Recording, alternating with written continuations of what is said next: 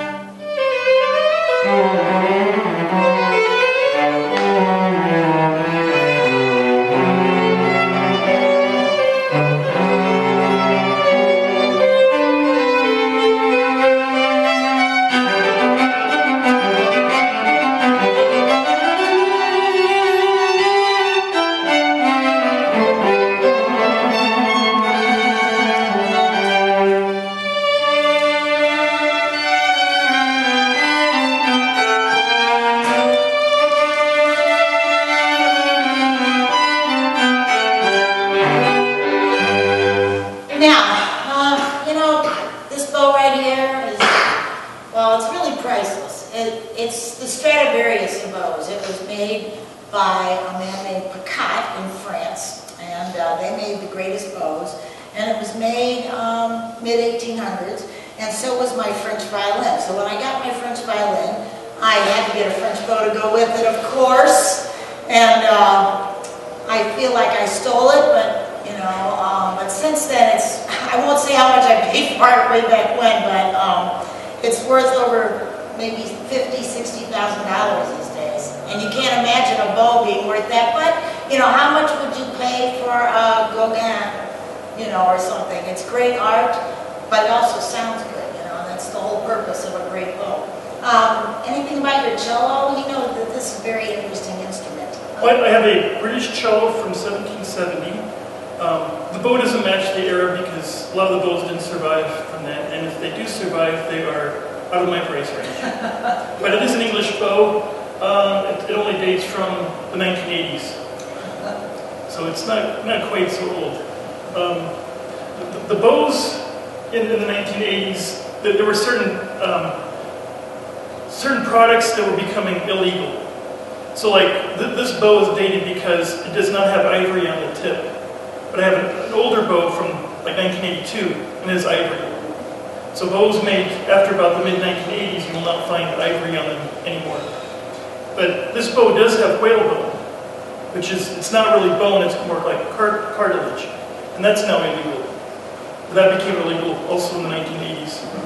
So this bow is dated very specifically by what's not on it and what is on it.